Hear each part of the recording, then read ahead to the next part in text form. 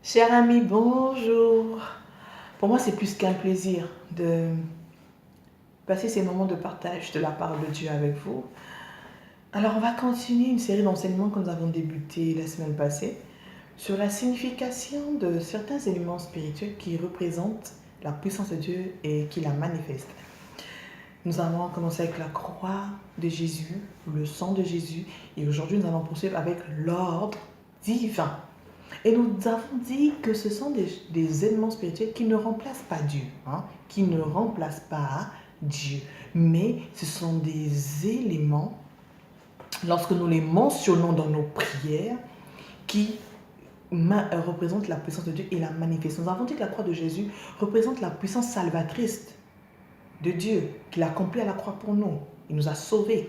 Nous avons dit que le sang de Jésus, c'est la puissance de la nouvelle alliance, la puissance de la guérison, la puissance du rachat. Et aujourd'hui, nous allons voir l'ordre divin. Mais avant d'entamer l'ordre divin, permettez-moi juste, en 2 minutes, de rappeler deux significations que j'avais omis de dire la dernière fois, que je n'ai pas eu le temps de dire à mon dernier partage sur le sang de Jésus. Alors, je voulais dire aussi que le sang de Jésus, c'est la puissance de la vie divine en nous. C'est-à-dire, le sang de Jésus, non seulement c'est la puissance de l'alliance, de la nouvelle alliance avec Jésus, c'est que par le sang de Jésus, nous avons quitté l'état d'homme pécheur à la nouvelle naissance, mais le sang de Jésus, c'est aussi la transmission en nous de la vie divine, la vie de Dieu en nous. Ok? Et c'est un peu comme dans le monde opposé spirituel, des occultistes, des sorciers, bref, ténébreux. Et des fois, là-bas, ils font aussi des sacrifices. Après, ils disent qu'à un moment, dans leur rituel, ils peuvent prendre le sang du sacrifice qu'ils ont fait. Et plus ils prennent le sang du sacrifice qu'ils ont fait dans leur rituel, ben, ils augmentent de puissance. Ils augmentent de connaissance. Ils augmentent en chefferie. Ça veut dire si avant il avait une puissance niveau 2, il passe à une puissance niveau 4, niveau 6. D'accord? C'est la même chose avec Dieu. C'est que lorsque, comme Jésus disait dans Marc, lorsqu'il faisait la table du Seigneur avec ses disciples, il disait que celui qui mange de mon pain et qui boit de mon sang a la vie éternelle. C'est-à-dire, lorsque nous mentionnons aussi le sang de Jésus dans nos prières, lorsque nous disons, Seigneur Jésus, viens que ton sang coule en moi, qui coule dans mes veines. C'est mal dit, transmets-moi la vie divine en moi, dans mon corps, dans mon esprit, dans mon âme. Et c'est la même chose que voilà pourquoi il faut prendre au sérieux les moments de Sainte Seine que nous avons à l'église. Voilà pourquoi il ne faut pas seulement prendre la Sainte Seine comme ça, seulement tu viens, comme on dit chez nous, ou juste comme ça, sans préparation. Non, avant de prendre la Sainte Seine, prends un moment pour dire, Seigneur, je vais manger de ton pain, de ton corps par le pain, je vais boire de ton sang par le vin, mais permets que pour moi, c'est un acte spirituel que je vais faire. Ça veut dire que je vais boire de ton sang spirituellement. Et qu'en buvant de ton sang, Seigneur, qui me transmettre la vie divine. Ça veut dire que dans ton corps, tu peux avoir une maladie, que dans ton corps, tu peux te sentir mal. Mais en buvant le sang de Jésus, tu as la vie divine. Ça veut dire qu'il vient restaurer, enlever la maladie qui est en toi. Amen. Ça veut dire, tu peux te mettre à marcher, tu peux piétiner quelque chose de mauvais, de mystique. Mais puisque tu as le sang de Jésus en toi qui coule dans tes veines, qui coule en toi, qui coule dans ton âme, ton esprit, tu as bu le sang de Jésus. Mais il t'a transmis une vie divine, la vie. Mais il fait que ce qui était mystique que tu as piétiné n'ait plus d'effet. Tu as piétiné, mais ça n'aura aucun effet sur toi. Ça fait une réaction sur ton corps. Amen. Parce que le sang de Jésus t'a transmis la vie divine. Là où on t'a envoyé la mort, lorsque tu prends le sang de Jésus, quand ce qui coule en toi, lorsque Dieu dit que le sang de Jésus coule en moi, qui coule dans mes veines, qui coule en moi, le sang de Jésus te transmet la vie divine et l'esprit de mort qu'on envoie en toi ne va pas avoir accès en toi, il va repartir parce qu'il y a la vie en toi transmise par le sang de Jésus. Ok? Et je disais aussi une chose que j'avais dit la dernière fois, mais je vais encore appuyer, que le sang de Jésus manifeste aussi la victoire. C'est la puissance de la victoire. Parce que par le sang de Jésus, nous avons la victoire contre Satan et nos ennemis. Apocalypse, chapitre 12, de 10 à 11, dit ceci. Puis j'entendis dans le ciel une voix puissante qui disait, maintenant le temps de salut est arrivé. Maintenant notre Dieu a manifesté sa puissance et instauré son règne. Maintenant son Messie a pris l'autorité en main. Car l'accusateur de nos frères, celui qui jour et nuit les accusait devant Dieu, a été jeté hors du ciel. Mais eux, ils l'ont vaincu grâce au sang de l'agneau et grâce au témoignage qu'ils ont rendu pour lui, car ils n'ont pas aimé leur vie jusqu'à redouter de mourir. Dans cette révélation que Jean reçoit, il dit, maintenant, le salut est arrivé. Maintenant, notre Dieu a manifesté sa puissance et a instauré son règne. Maintenant, son Messie, donc qui est Christ, a pris l'autorité en main. Car l'accusateur c'est qui? Satan. Donc Satan qui venait accuser nous, les frères et sœurs devant Dieu, a été mis hors du ciel, a été jeté hors du ciel. Parce que quoi? Le Messie qui est Jésus-Christ, a pris l'autorité en main. Et voilà pourquoi verset 11 on dit que, mais eux ils l'ont vaincu grâce au sang de l'agneau. Mais eux là c'est qui? C'est mis pour qui? Pour les frères et sœurs qui étaient accusés par l'accusateur devant Dieu, dont l'accusateur c'est Satan. Donc nos frères et sœurs dans la foi qui nous ont précédés ont vaincu Satan grâce au sang de l'agneau. Lorsqu'ils ont fait invoquer, ils ont fait mention du sang de l'agneau dans leur prière, lorsqu'ils ont fait mention du sang de l'agneau dans leur déclaration prophétique, lorsqu'ils ont fait mention du sang de l'agneau dans leur invocation, lorsqu'ils ont fait mention du sang de l'agneau dans leur témoignage, ils ont vaincu Satan, ils ont vaincu leurs ennemis par le sang de l'agneau. Parce que le Messie qui était envoyé, qui est crucifié à la croix, qui a fait couler verser son sang à la croix, avait pris l'autorité entre ses mains. Voilà ce que je vais ajouter. Donc lorsque nous mentionnons le sang de Jésus dans nos prières, contre toutes les attaques, contre nos ennemis, contre Satan, nous avons la victoire. Amen. Voilà, on va vite fermer ce chapitre. On avance donc maintenant pour parler de l'ordre divin. Vous savez, il y a tellement beaucoup de choses que j'aimerais des fois dire, aller beaucoup en profondeur, mais vous savez, c'est pas évident. Ça, c'est bien lors d'un moment de partage, de conférence, de convention. On a le temps d'écouter, les gens posent des questions, on a le temps d'approfondir, de répondre aux questions. Alors, on va maintenant parler de l'ordre divin. C'est quoi l'ordre divin? Mais l'ordre divin, c'est aussi la manifestation de la puissance de Dieu en nous. J'aimerais encore attirer l'attention de quelqu'un. Je rappelle, les éléments spirituels dont nous parlons, la croix de Jésus, le sang de Jésus, là aujourd'hui, l'ordre divin, ne remplace pas Dieu, non. Ça ne remplace pas Dieu, non. Mais ce sont des éléments qui représentent la puissance de Dieu. Je vous prends un exemple. Le Saint-Esprit, c'est la puissance de Dieu. On a ça dans Actes chapitre 1, verset 8, qui dit « Mais vous recevrez une puissance survenant sur vous et vous serez mes témoins. » Donc cette puissance que les apôtres avaient reçue, c'était quoi? Le Saint-Esprit. La prière, c'est une puissance. Voilà, donc on dit l'ordre divin est une puissance. En fait, c'est la manifestation de Dieu qui se manifeste dans sa puissance et puisque ça vient avec un rôle donné, dans ce rôle-là, on l'appelle ordre divin. C'est juste ça. Donc l'ordre divin est la puissance de Dieu. C'est une puissance de Dieu et cette puissance, elle est restauratrice. La croix de Dieu, on a dit que c'est la puissance salvatrice. Donc la croix de Dieu, c'est la puissance salvatrice. La puissance avec laquelle Dieu nous a sauvés, a manifesté son salut à la croix. On a dit le sang de Jésus, c'est la puissance du rachat, la puissance de la nouvelle alliance. Okay? C'est la puissance de la rédemption du péché, du pardon du péché. Et l'ordre divin, c'est la puissance restauratrice. Donc la puissance qui vient restaurer. Je m'explique. Donc l'ordre divin est une puissance qui se manifeste comme un scanner. Hein, le scanner qu'on utilise dans les hôpitaux. Là. Donc un scanner, lorsqu'il vient, cette puissance-là, qui est l'ordre divin, il vient scanner ta vie, ton corps, ton âme, ton environnement, tes amis, tes relations professionnelles, tes relations amicales, tes relations sentimentales, tes relations familiales. Il vient scanner dans ta vie, dans chaque domaine de ta vie. Il vient scanner et il voit, l'ordre divin quand il scanne, il repère ce qui est défectueux en toi, ce qui est détruit en toi. Il repère ce qui a été bloqué en toi. Il repère ce qui est dysfonctionnel en toi. Et après, qu'est-ce qu'il va faire? Il va réparer. Il va restaurer. À ce moment-là, ce qui se passe, c'est que tu fais quel genre de prière? C'est une prière de supplication où tu dis, Seigneur Jésus, je t'en prie, viens établir ton ordre divin dans ma vie. Seigneur Jésus, viens établir ton ordre divin dans ma vie.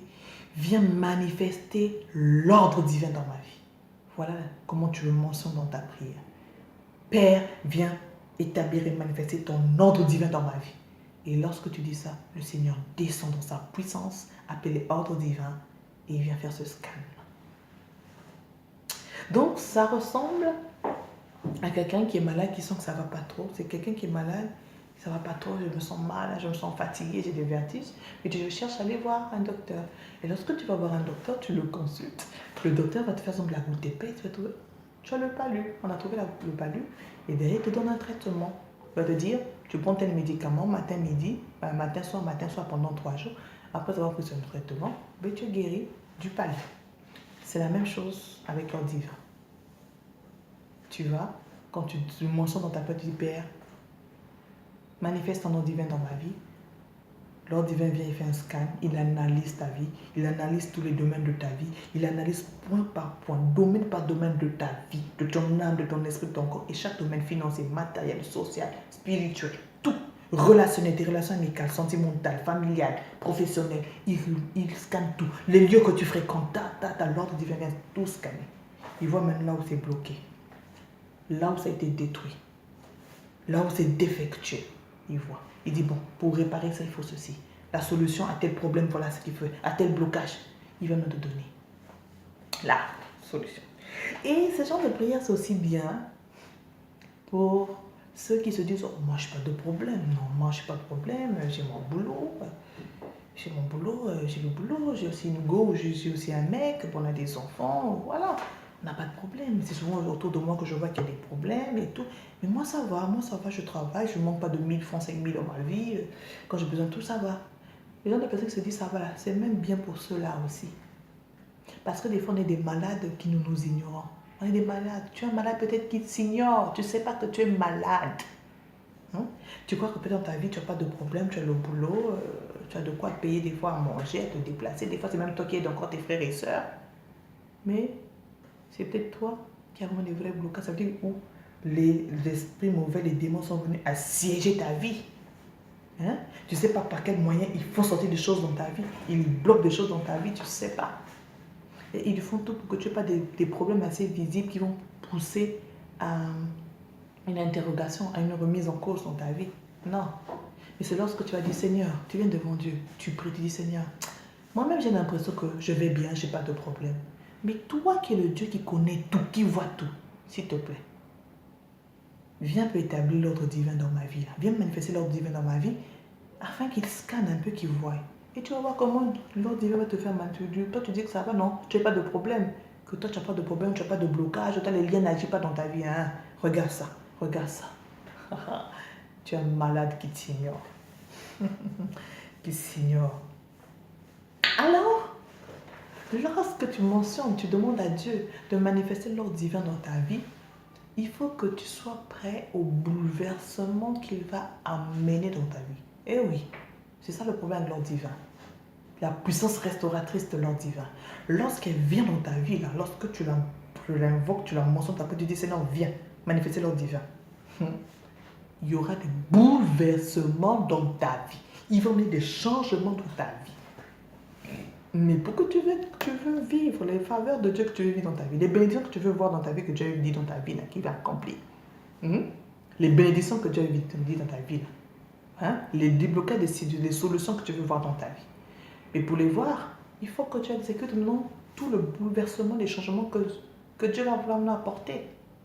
C'est ça. C'est comme le médecin quand tu donnes un traitement. Si tu ne suis pas le traitement, est-ce que tu seras guéri de ta maladie? Non. Donc, il faut suivre le traitement. Alors, l'ordre divin, qu'est-ce qu'il vient? Quand il arrive, il nous emmène un bouleversement, un changement total. Il peut te dire, bon, il te réveille à 1h du matin. Il te réveille. Réveille-toi. Il faut prier. Il peut te dire, je suis encore sauvé 1h. Oui, réveille-toi 1h, il faut prier. Parce que Dieu lui-même sait pourquoi il te dit de prier à 1h. Parce que dans le plan de l'ordre divin, on est établi dans ta vie. Il y a quelque chose qui doit solutionner, mais c'est en priant à 1h que ça va être solutionné. Prie à 1h. Tu te réveilles, Dieu te dit, bon, aujourd'hui tu jeûnes. Tu jeûnes. Ou Dieu te dit, demain tu jeûnes. Jeûne. Dieu sait pourquoi il te dit de jeûner. L'ordre divin qui est l'ordre de maître, il sait pourquoi il te dit de jeûner. Dieu te dit, tu me coupes cette relation. Ah oui, tu te sépares de telle personne. C'est pas toi. Eh oui. Tu as dit, oh Seigneur, oh j'étais bien avec telle personne, elle était pour nous bien. Oh mais finalement je ne vois rien de grave avec elle ou avec lui. Hein. On était pour nous bien et tout. Toi tu savais ce qui se passait. Ce qui faisait sur toi. Ce qui faisait sur les enfants ou bien sur ta famille ou sur tes choses que tu fais. Tu sais, tu te dis, sépare-toi. Il faut que tu te sépares. Effectivement, le sentiment charnel est un grand frein hein, dans le combat spirituel. Lorsque tu es déjà attaché à quelqu'un, tu dis on était déjà bien, te séparer là. Et Satan agit beaucoup sur les sentiments charnels là. Ah. Si Dieu te dit, sépare-toi de cette relation, tu te sépares. Il faut le faire. C'est l'ordre divin. Tu as demandé la manifestation de l'ordre divin dans ta vie. Ben oui, accepte. Hein? Dieu peut te dire aussi, quitte maintenant tel milieu. Tu dois quitter ce milieu, tu dois plus le fréquenter. Il faut que tu quittes. Mais sinon, moi, j'allais seulement pour m'asseoir là-bas, je faisais rien de grave, on causait seulement. Dieu t'a dit quitte. Tu dois quitter le milieu. C'est ça. L'ordre divin va emmener des bouleversements, des changements et radicaux. Hein? Des changements radicaux. Hein? Ah oui, très profonds. Où tu vas mettre, ça va changer tes habitudes. Ça va changer, l'ordre divin va changer tes habitudes. L'ordre divin va même changer tes programmes. L'ordre divin va même arriver à certaines personnes, va même arriver à changer même tes passions. Ça arrive. Tu veux dire, ah moi avant j'aimais le foot. Hein. Ça veut dire que je préfère même suivre le foot que de suivre, d'aller prier. Je préfère même suivre mes séries novelas là que d'aller prier. Là, Dieu te dit, tu arrives dans la série novelas, tu vas prier. Ah oui. Ah oui, ça va changer tes habitudes, ça va changer tes programmes. Il faut que tu l'acceptes. Et l'ordre divin, effectivement, agit dans un peu comme l'ordre des militaires, le corps des militaires. Quand un colonel vient dire à un lieutenant, fais ceci, il va faire, est-ce qu'il boude? Il ne boude pas, il exécute. C'est ça avec l'ordre divin. Il va te prendre comme un soldat, tu deviens un soldat pour lui. Donc quand tu donnes les ordres, il faut que tu exécutes. C'est comme dans l'armée. Même si le chef te dit un truc que tu n'apprécies pas, tu n'aimes pas faire ça, mais tu seras obligé de faire parce que c'est l'ordre. Les militaires, c'est comme ça. Et avec l'ordre divin, c'est ça. Il va te dire, fais ça. Tu n'aimes pas ça. Tu n'aimais jamais faire ça. Mais tu es obligé maintenant de le faire. Ah, je ne veux pas me séparer de X, Y. Tu es obligé de te séparer. C'est l'ordre divin. Tu veux voir les bienfaits, tu veux voir les résultats, tu veux vivre dans les bénédictions que Dieu avait prévues dans ta vie, tu veux voir l'élévation dans ta vie, fais l'ordre divin. Accomplis, exécute les ordres que te donnera l'ordre divin. Obéis. C'est ça. C'est ça. Mais par contre, effectivement, il y a des gens aussi pour qui il n'y a même pas besoin de mentionner l'ordre divin dans sa vie. Dieu lui-même, à un certain temps, ça arrive, lorsque le temps de Dieu est arrivé dans ta vie, Dieu peut dire, cette personne-là, il faut que je remette l'ordre. Sans que tu l'aies invoqué, Dieu vient, remet l'ordre dans ta vie. C'est un peu comme Sodome et Gomorrhe. C'est pas Sodome et les habitants de Sodome et Gomorrhe qui ont demandé à Dieu, viens mettre l'ordre ici, on voit le feu. Non, c'est Dieu même qui a dit non. Là-bas maintenant, le péché punit le tout. Non, il y a trop de désordre. Je vais envoyer le feu là-bas. Il a envoyé le feu qui a détruit Sodome et Gomorrhe. Il a quand même sauvé Lot et sa famille. C'est la même chose, il y a des gens comme ça qui n'ont pas eu le temps de demander l'ordre divin, mais à qui Dieu est venu même lui-même a dit c'est le temps. C'est comme Paul. Paul s'attendait que sur la route de Damas qu'il puisse rencontrer Dieu. Non, Dieu lui-même a décidé. Il est venu rencontrer sur la route de Damas pour remettre l'ordre, pour le ramener sur le bon chemin qu'il avait tracé pour la destinée d'être apôtre de l'Éternel. Amen. Donc, c'est ça. Maintenant, c'est que le truc, c'est que personnellement, nous-mêmes, nous devons être de ceux, lorsque tu pries, même quand tu sens que tu n'as peut-être pas des problèmes dans ta vie, même quand tu sens que tu ne sens pas les blocages dans ta vie, la vie n'est pas difficile pour accéder à si c'est compliqué, tout. Même dans tes relations, tu sens que tes relations, tu n'as pas de problème dans tes relations sentimentales ou amicales ou professionnelles ou familiales, tu n'as pas de problème. Mais il est toujours important de mentionner, dire Seigneur, fais descendre, manifeste l'ordre divin dans ma vie. Dans tous les domaines de ma vie, dans tous les secteurs de ma vie, dans tout ce que je fais, tous ceux qui sont à côté de moi, qui vivent avec moi, qui partagent du temps avec moi. Mais l'ordre divin.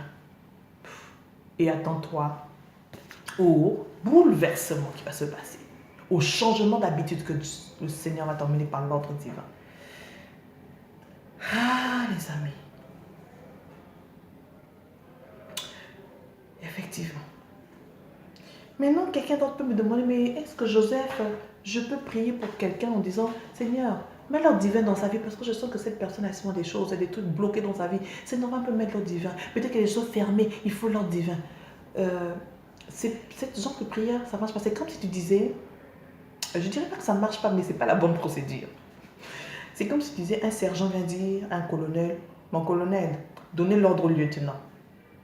Dans l'armée, un sergent peut venir dire au colonel, donnez l'ordre, un ordre au lieutenant. Non.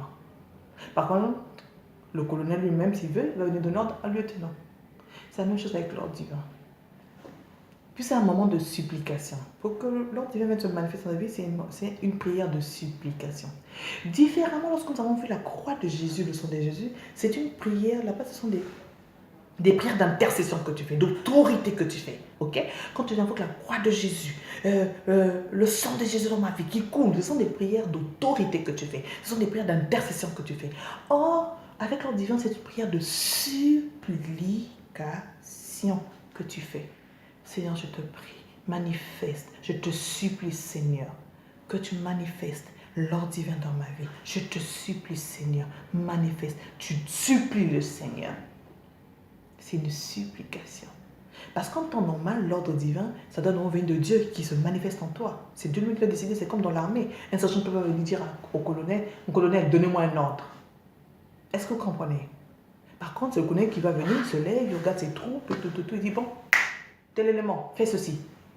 C'est un peu le cas de Sodome et Gomorrhe. Dieu lui-même a pris l'initiative, a décidé de faire ceci, de brûler. Tu vois? Normalement, l'ordre divin, ça vient d'un niveau, d'un être supérieur à un autre inférieur. Mais maintenant, quand ça vient d'un être inférieur qui vient demander l'ordre, c'est parce que ça vient dans le sens de supplication. Donc c'est comme quand on dit, quand un enfant vient sur son papa, ah papa, j'aimerais bien que tu m'aides pour tel exercice. Vous voyez comment l'enfant va demander? L'enfant va dire, oh papa, j'ai un devoir là. Papa, viens ici, tu vas m'aider à faire tel exercice qu'on m'a donné à l'école. L'enfant va parler comme ça. Non. Si ose parler comme ça, papa va dire, tu prends pour qui? Quoi, tu vois que tu peux me donner des ordres et tout? Vrai ou faux? Par contre, l'enfant a un exercice qu'on peut dire, ah papa, s'il te plaît, j'ai un exercice qu'on nous a donné à l'école, mais j'ai du mal à le faire, tu peux m'aider, s'il te plaît, j'ai besoin de toi, s'il te plaît. Il supplie. Là, papa dit, ah d'accord, viens, d'accord, je t'aide. Maman, j'ai du mal à ranger mes affaires dans la chambre. Maman, j'ai du mal à bien plier mes robes et mes jupes. Tu peux me montrer comment plier? Tu peux m'aider à mettre l'ordre dans mes habits, maman, s'il te plaît? Ah d'accord, ma fille. Maman vient mettre l'ordre dans les habits de sa fille ou de son fils. Mais la fille va pas me dire, maman, j'ai du désordre dans mes habits là. Hein? J'ai du désordre là. Maman, tu veux mettre l'ordre dans mes habits, s'il te plaît? Maman, même pas s'il te plaît. Maman, tu veux mettre l'ordre dans mes habits? Fais vite, fais vite. Ça marche pas. Donc, quand tu mentionnes Dieu pour l'ordre divin, c'est une supplication. Donc tu viens t'humilier devant Dieu pour dire, Seigneur, je n'en peux plus. Seigneur, c'est sûr que je suis ignorant, je ne sais pas ce qui se passe réellement autour de moi et en moi. Seigneur, je t'en supplie, je m'humilie devant toi, je m'humilie devant ta présence. S'il te plaît, manifeste l'ordre divin dans ma vie, manifeste l'ordre divin dans mon foyer, dans mes affaires, dans chaque domaine de ma vie, dans mes relations familiales, spirituelles, professionnelles, amicales, sentimentale. Manifeste l'ordre divin dans la vie de mes enfants, dans la vie de mes cousins, de mes enfants directement. L'ordre divin. Amen. Que le Seigneur aide quelqu'un ici qui a besoin de l'ordre divin à recevoir la manifestation de l'ordre divin dans sa vie, afin que ce qui est bloqué en toi, afin que ce qui est détruit en toi, afin que ce qui a été rendu dysfonctionnel en toi soit maintenant restauré par l'ordre divin, par la puissance de Dieu, par son ordre divin. Soyez bénis. Amen. À la prochaine.